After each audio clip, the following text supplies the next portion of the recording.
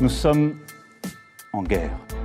On avait les radars fixes et mobiles pour la vitesse, ceux pour les feux rouges, ceux pour les distances de sécurité, les radars tronçons, les radars embarqués, les LAPI. Depuis juillet 2022, toutes les voitures neuves sont livrées avec une boîte noire et j'oublie très certainement un ou deux autres systèmes de répression, mais peu importe, voici le tout nouveau radar dont 5 exemplaires sont implantés à titre expérimental depuis 2020 du côté de Grenoble, Lyon et Annecy et qui va être déployé sur toute la France d'ici à 2025. Le radar de covoiturage. Si, ils ont osé. Vous croyez qu'ils oseraient venir ici? Les cons, ça ose tout. C'est même à ça qu'on les reconnaît.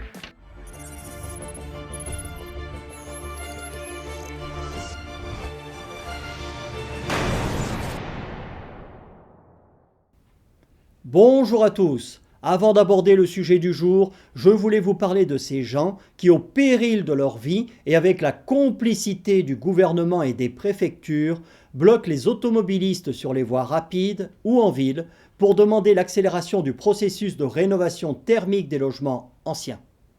Sur le fond, je suis entièrement d'accord avec eux, c'est une honte de laisser des marchands de sommeil louer ces passoires thermiques, mais ils se trompent de cible.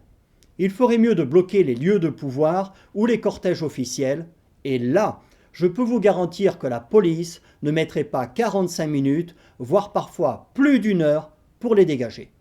Je voulais aussi, très brièvement, vous parler de ces jeunes bourgeois oisifs qui, pour avoir l'impression de donner un sens à leur vie et qui, dans leur mode de pensée aussi étriqué que dictatorial, ont décidé de porter atteinte au bien d'autrui en dégonflant les pneus des 4x4 et SUV. Ces pouilleux désœuvrés et parasites de la société sortent la nuit et rasent les murs comme les rats sans malheureusement en avoir l'intelligence. Ces derniers jours, ils ont fait des ravages en région toulousaine en dégradant plusieurs centaines de véhicules avec la complicité, je dis bien la complicité bienveillante du gouvernement et des préfectures que j'ai appelées et qui m'ont dit se soucier du problème tout en refusant bien entendu de me donner des détails. Circuler, il n'y a rien à voir, nous on est juste là pour sanctionner les honnêtes citoyens qui respectent la loi et payent leurs impôts. Les radars de covoiturage. Alors, je ne sais pas moi, il faudrait peut-être leur faire des travaux d'intérêt général ou un stage de citoyenneté à nos chers gouvernants, parce que dès qu'ils n'ont rien à faire, ils font des conneries ou certains veulent emmerder les gens. Et là, ils ont trouvé une bonne manière de le faire, qui en plus est évolutive dans le temps. Vous allez voir, même la Chine va l'envier leur système. Comme je vous disais dans l'intro, ils en ont déployé 5 en 2020 à titre expérimental en région de Grenoble, Lyon et Annecy et d'ici à 2025, ils veulent en installer des centaines dans toutes les grandes agglomérations françaises.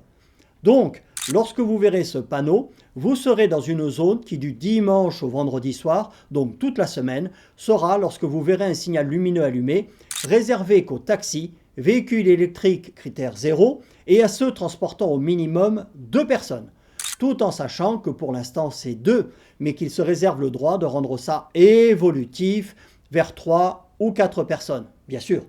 Et si le radar dont on va parler vous prend en infraction, ce sera 135 € d'amende. Le but étant de polluer moins, tout comme avec les 30 km/h en centre-ville que de plus en plus de villes abandonnent. Alors, ce radar que l'on dit intelligent est capable, en lisant votre plaque, de voir si vous êtes critère 0, 1 ou 12 347 comme moi.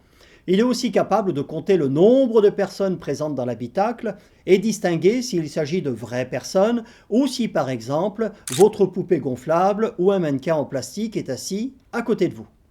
Apparemment, ça se fait avec une caméra thermique, mais je me demande comment ils vont faire avec les véhicules équipés de vitres athermiques ou de filtres anti-UV.